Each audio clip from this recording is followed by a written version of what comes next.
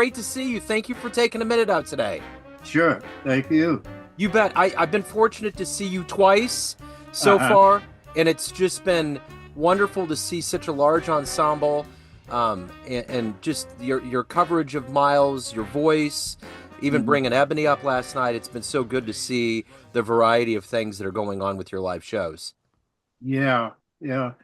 Well, I've pretty much always been pretty inclusive, with musicians, especially,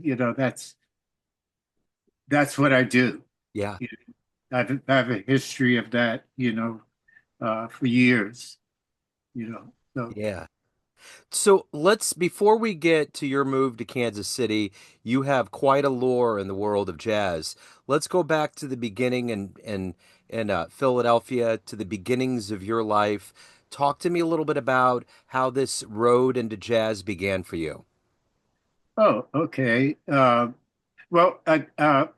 Philadelphia is where I grew up. I was born in Fort Myers, Florida. Okay. And there's always been music in the house. My dad was part of a quartet that sang, that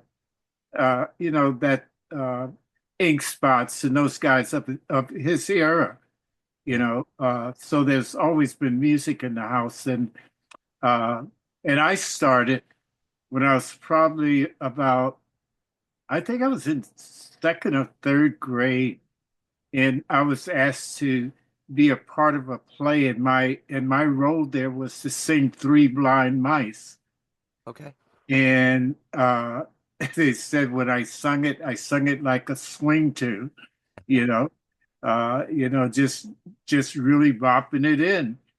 So that was probably the beginning for me because I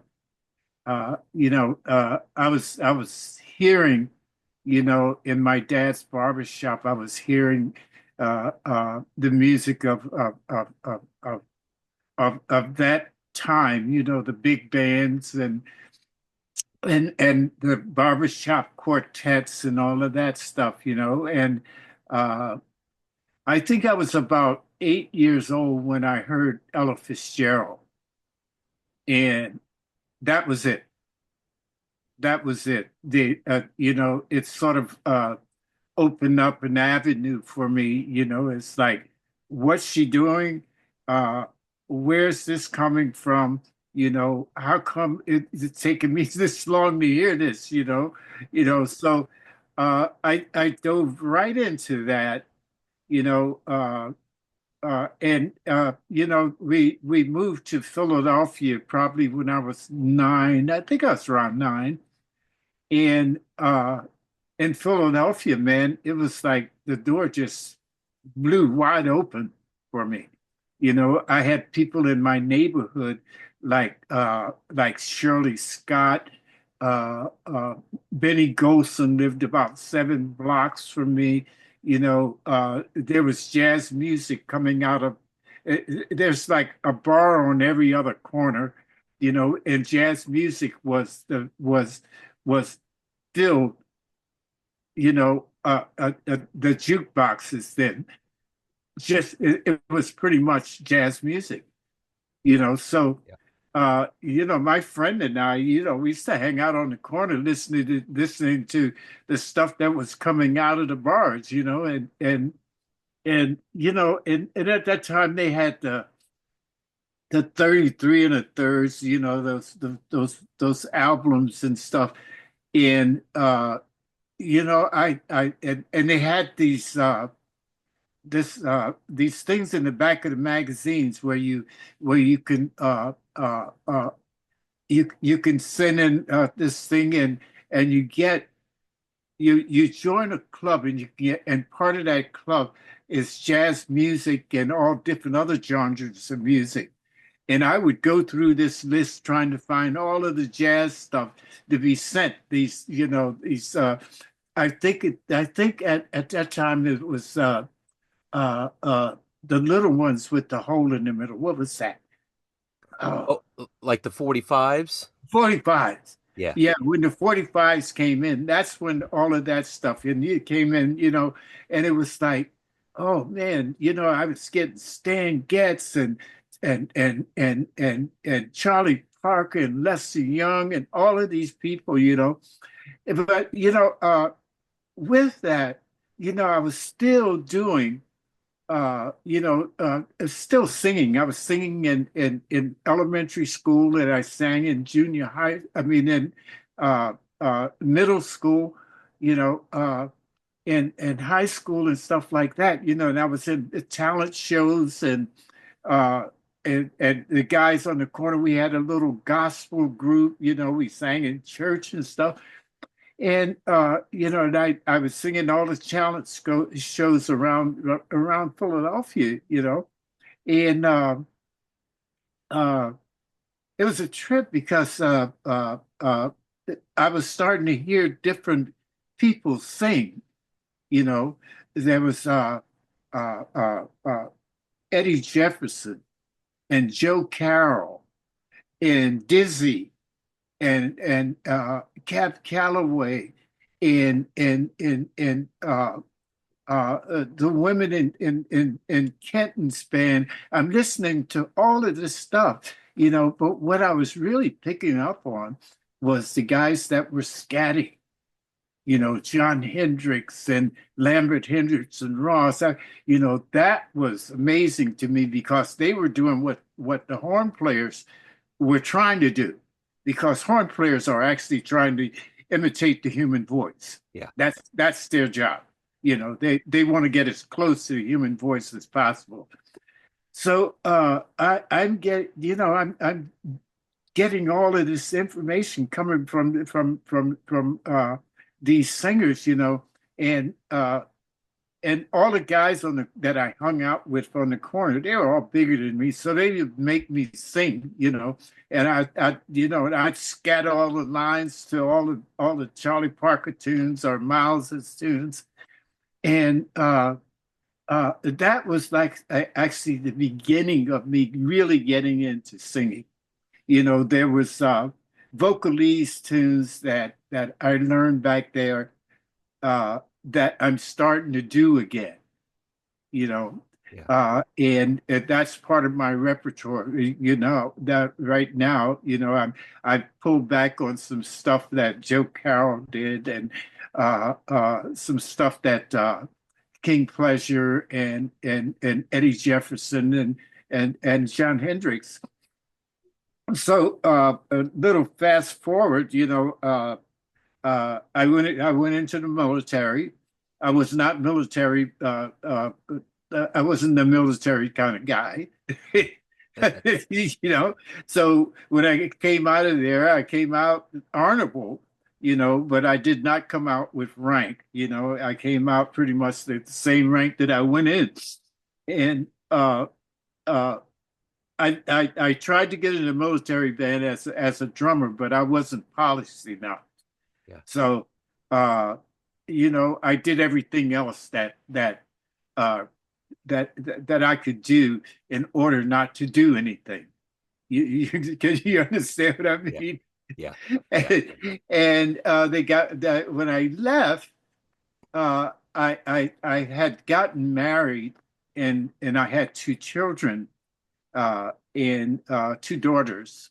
Uh, and I came back to Philadelphia and I started working for the Spivak brothers, who turned out to be two of the biggest. With them and Larry Maggot, they were like the biggest music producers on the East Coast, you know.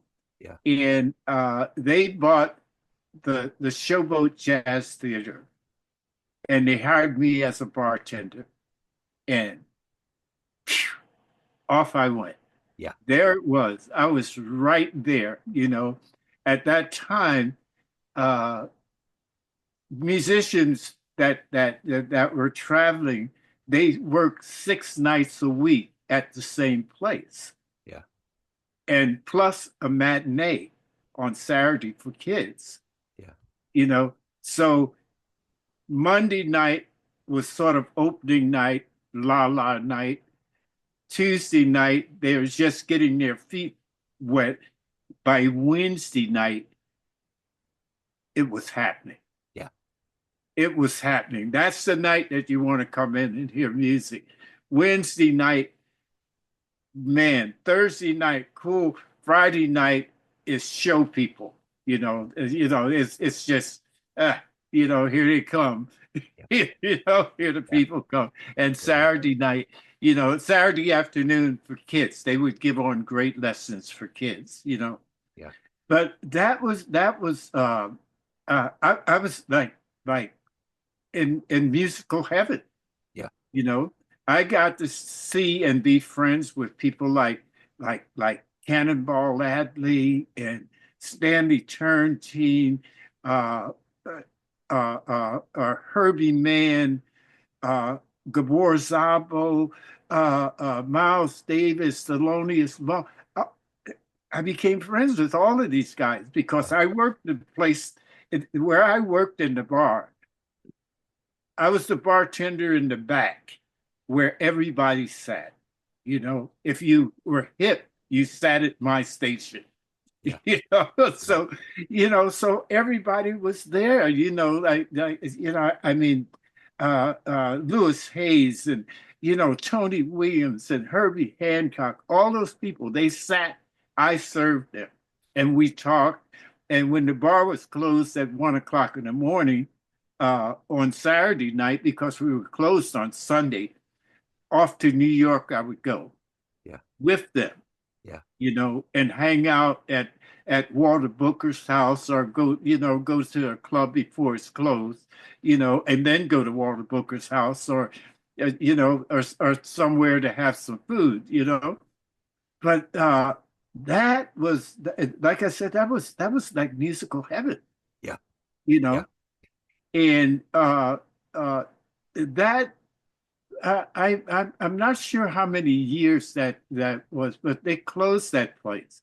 Yeah. And now it's just a historical landmark of what used to be the bar. They tore up the downstairs Yeah. part of the bar, and uh, and there was a hotel upstairs, the Douglas Hotel, where a lot of the cats stayed, when they came, and they took uh, the ceiling, I mean the floor out and put a balcony up there, Wow. so the place looked like a theater, Yeah. you know, and it was a great place to work. It was a great place to work. And when they closed the place, it was like, oh my God, it just chopped my heart out. Sure. But during that time, I had I had a lot of alcohol problems. I was never really into drugs, but I got my alcoholism it just went rapid and tore up my family, and my wife and I got separated, and I moved to California. Yeah. That was in 1971. I came the third day of 1971. And, I had, while I was at the showboat, I had taught myself how to play drums. Yeah. I would play everybody's drums that came to the place. I didn't care whose drums they were. I'd go in, during the daytime. I take their sticks and make sure I mark where they had their sticks at, put them back in the same spot. But I would play their drums to the music that was recorded there.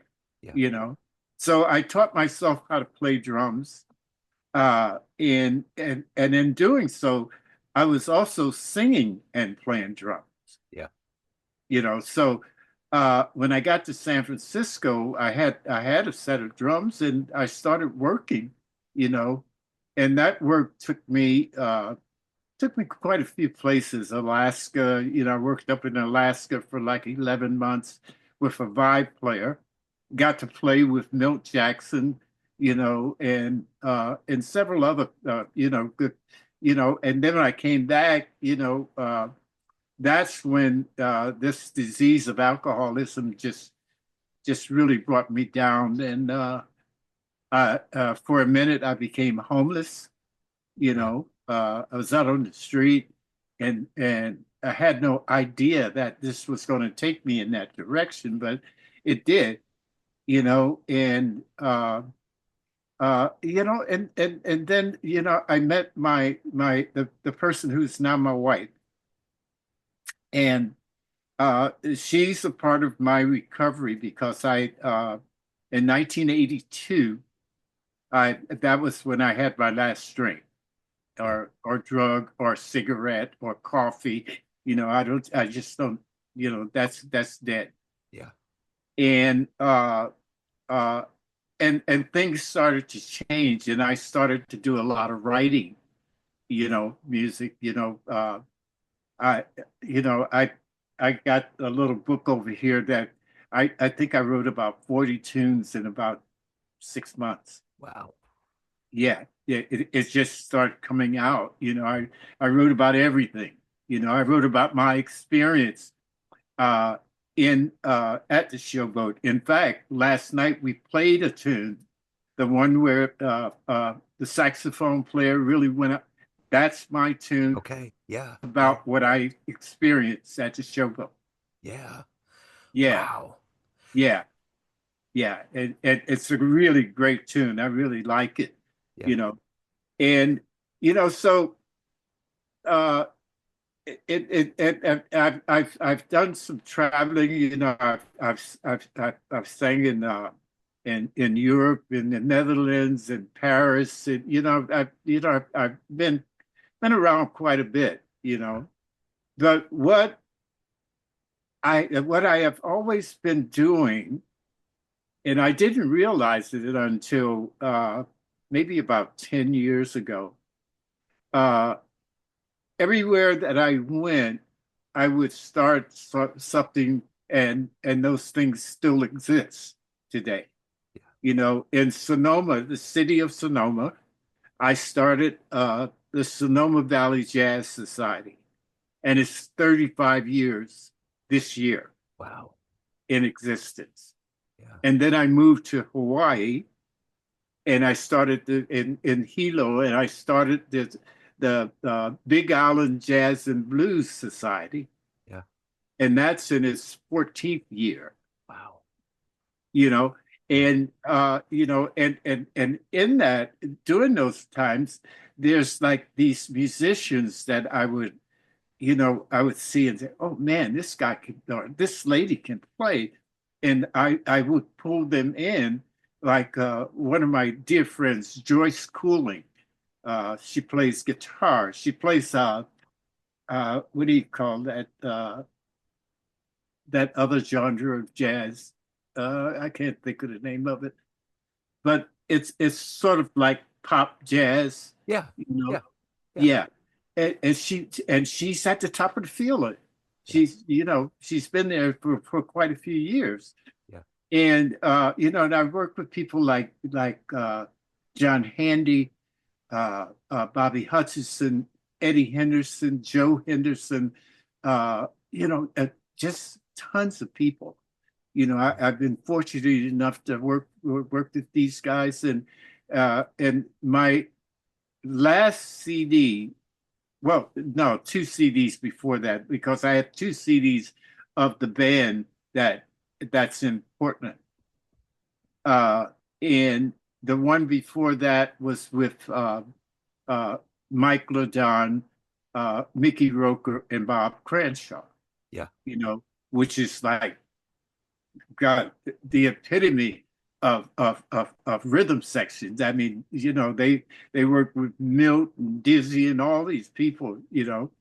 So that's been happening. And when I moved here from Northern California. I was living, my wife and I moved out of Portland. We were searching for a place that we really felt comfortable, and we moved into Wairika, and I had a friend there, and we stayed there for 2.5 years, and uh, maybe 20 or 30 years before that, we had come through Kansas City, and both of us like, wow, this is nice, this is hip, this is a pretty nice place. But Yeah. it was like we were going through, Yeah. we wasn't really stopping. And then we came, a friend of mine who's in the band, Stan Bach, Yeah. moved here, and we came by and checked it out, because we were thinking of moving to Nashville, Yeah. you know, and we stopped by, and he took us around to the clubs and to the jazz museum, and whoa, wait a minute, this is it, Yeah. this is it, Yeah. So 6 months after we came here, we moved here, Okay. What year and was that? that was a year, 8 months ago. Okay. All right. Yeah, Okay. yeah. So it hasn't been 2 years yet. Yeah. And when I got here, Stan, who was in the band in Portland for 10 years, he said, you ought to start the band here, because they still have a book in Portland. Yeah. When I go back there, all we have to do is rehearse and you'll do gigs, Yeah. So uh, I said that sure, let's try it, So this band that you heard last night is probably only 4 months old. Wow. Yeah, yeah, yeah, and it's getting better. It's getting Absolutely. better. That was a pretty good performance last night. Uh, we did a couple before that, which I was not really satisfied with, and even with the band members. So we made some changes, and we're still making changes, But uh, that's how it all started. Wow. That's how it started. That's Yeah. amazing. So, hanging out with all of those legends and building up your chops, what did you realize about them? I mean, we all see Miles and Monk and all these cats and they're like at the top of the jazz mountain, but you saw them as human beings. What did you learn? What did you soak from that? Uh, how humbled they were, Yeah. uh, and that you don't take yourself so seriously, Yeah. because what you have is a gift, and the gift can be turned off when you start looking for the applause. Yeah. See, that turns the gift off, you know. Then you're looking for applause. You're not doing the service that you're supposed to be doing, because, see, the service is taking the energy that you give me and giving it back to you, but giving it back to you in a form of love. Yeah. See, that's the gift. Yeah. And when you're looking for anything other than that, then what you're doing is you're either there because you want to make a whole lot of money, you know, uh, and that will come if you're true to what you're doing. Yeah. But the musicians that I've known, it didn't make any difference. Right. You know, the cats that played last night, they didn't make any money. Yeah. If you've seen the crowd, they Right. didn't make any money. Right. You Yeah. know, and it's really about the music, Yeah. and what they feel about it. So let me ask you this. Being in this town, you've been around, you've seen a lot of cities. What do you like the best about Kansas City? What is it about this jazz scene that you like? Well, it's pretty inclusive. You know, there's a great listening audience. Yeah. You know, people will shut up and listen. That's one of the things that even places like New York, you don't get it really all of the time. Yeah. unless you go to some place like Birdland or the real top place, the Vanguard or Smoke or places like that, where you're there because the music is there, Yeah. you know. Uh, it was very difficult for me in the Portland area, because uh, a lot of people didn't listen. They figured, well, okay, we paid $10 for me to have you in the background. Don't make too much noise. Yeah. They- Yeah. and then the other thing, the diversity in musicians, Yeah. you know, here, everybody plays, Yeah. you know. And I mean, there's clicks all over the place. That's part of the game, Yeah. you know, but not very much here, Yeah. not Yeah. very much. So let me ask you this. You've been at this for decades. You clearly love jazz. What gets you up every day? What gets you to love this music and to strive and evolve to be the best musician you can be? Uh, I believe this is what I'm supposed to be doing. Yeah. And you see, it's always in my head from the time I wake up, even while I'm talking to you. There's always music there. Yeah. It doesn't stop. It doesn't turn off. You know, and if you talk to musicians about that, they'll all tell you the same thing. We got the curse. You're right. You know, I've heard that. I've yeah, heard it. we got it. We Yeah. got it. We Yeah. got it. It never turns off, you Yeah. know. So uh and for me, if that's going to happen for me, I need to give it everything that I have. Yeah. I need to give it my very best, you know, because I know that if I put that energy out there and give it everything that I have, then the rewards to you guys is going to be really, really great. It is. It will change your mind about a whole bunch of shit. Uh-huh. It you did. know, Yeah. it will. It will. So my thing is to put it out there, with every fiber in my body. I used to watch cats, and you very seldom see it. But you do see it. You very seldom see it.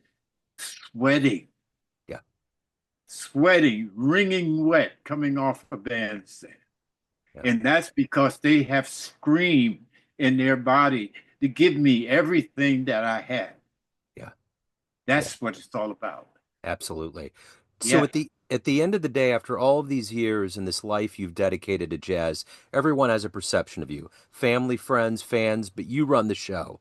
What's your yeah. perception of you? Who do you think you are? Uh, man, that's a hard, because uh, I know I'm true to myself. Yeah.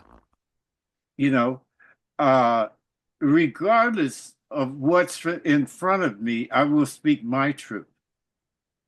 I don't. I just, I've come to that place. In May I'll be 88.